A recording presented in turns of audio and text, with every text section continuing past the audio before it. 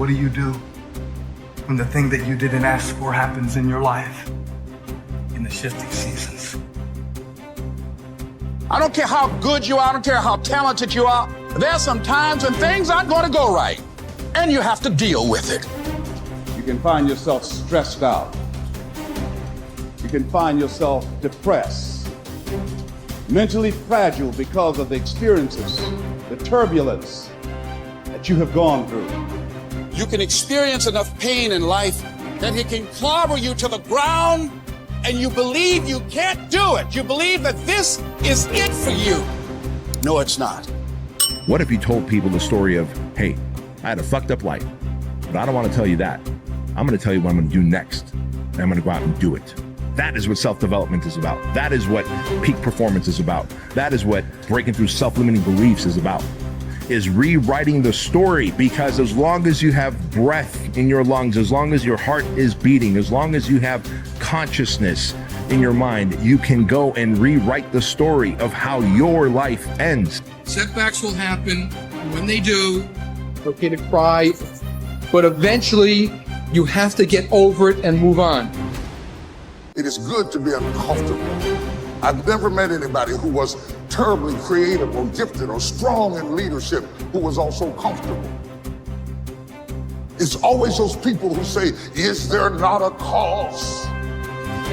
Those exceptional people who are uncomfortable with the times and rise to the challenge because they refuse to allow the chaos around them to determine the conqueror within them. People who resist the toll to go down and stand fiercely in spite of opposition and say, I'm going to do it anyway. Forget all your problems. Everyone has the same problems. It's our solutions to those problems that make us different. Do you have the courage to get what you want? It takes courage to achieve your goals, man. It's easy to give up.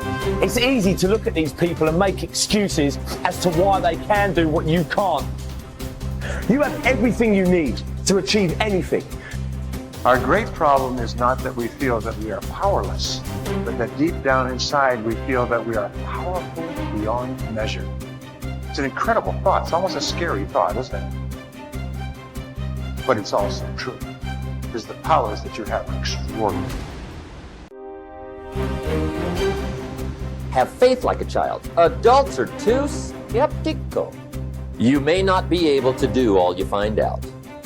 You may not be able to do all you find out, but you should find out all you can do.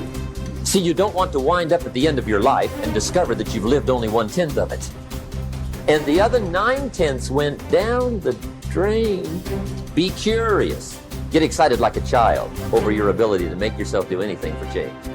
The law of use. And it goes something like this. Whatever you don't use, you lose. Lack of use causes loss. You lose automatically when you quit. The same thing goes for all the human virtues. Ambition, unused, declines. Strong feelings, unused, diminish. It doesn't grow. Faith, unused, decreases. It's a law. Today unused is lost.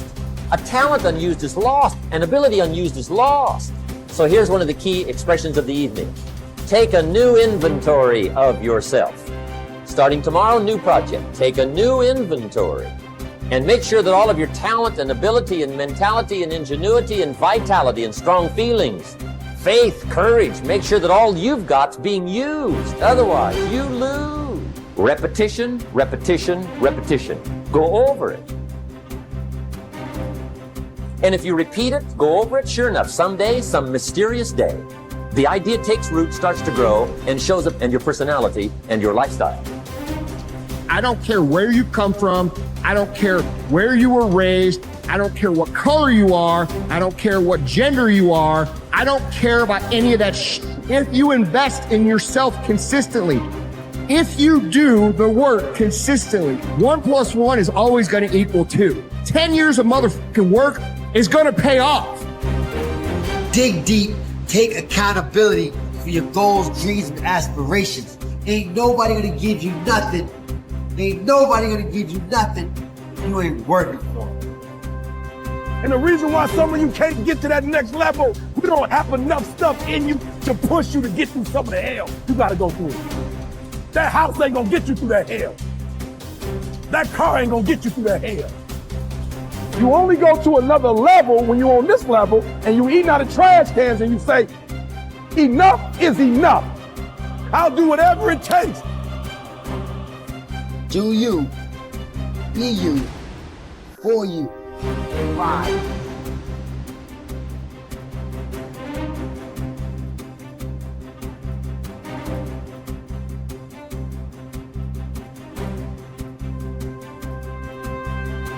You should treat yourself like you're someone responsible for helping. And the first question is, well, why don't you? And the answer is, well, there's a lot wrong with you, you know? And it's hard to exercise enough love and care in a deep and non-naive way to care properly for something like that. It's an encouragement to assume, to act out the proposition that even if life is as difficult as it seems to be, and if you're as vulnerable and weak in a fundamental sense as you definitely are, and characterized by this terrible propensity for the infliction of voluntary suffering on yourself and others, and that destructive tendency, that there's still something within you that's so remarkable and so aligned with order and being in the proper manner that you can climb above that, let's say like Abel, and that you can make the proper sacrifices, and that you can set yourself right, and you can set your family right,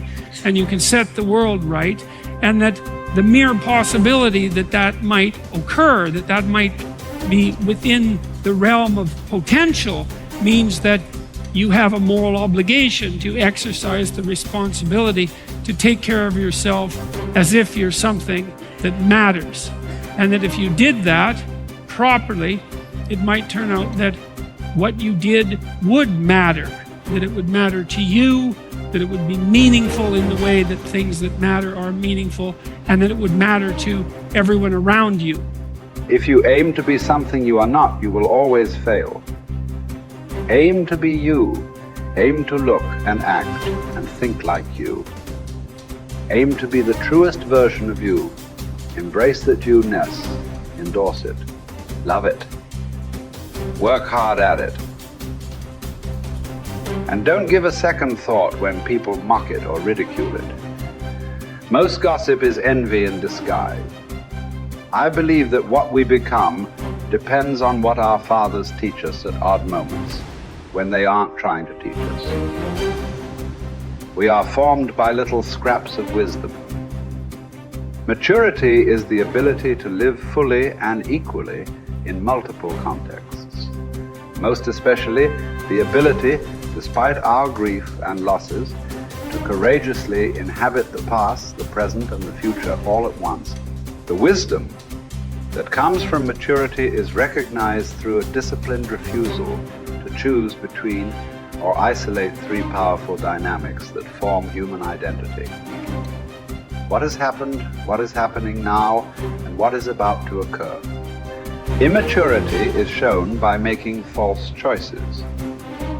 Living only in the past, or only in the present, or only in the future, or even living only 2 out of the 3. Maturity is not a static arrived platform where life is viewed from a calm, untouched oasis of wisdom, but a living elemental frontier between what has happened, what is happening now, and the consequences of that past and present. First imagined and then lived into the waiting future.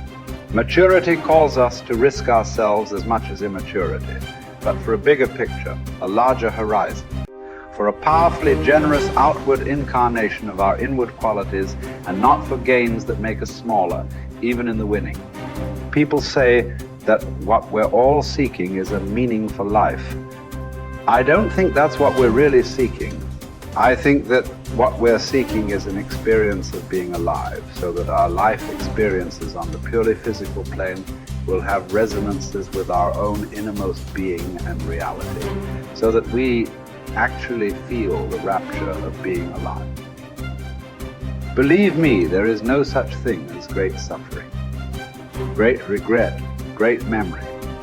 Everything is forgotten, even a great love. That's what's sad about life, and also what's wonderful about it. There is only a way of looking at things, a way that comes to you every once in a while.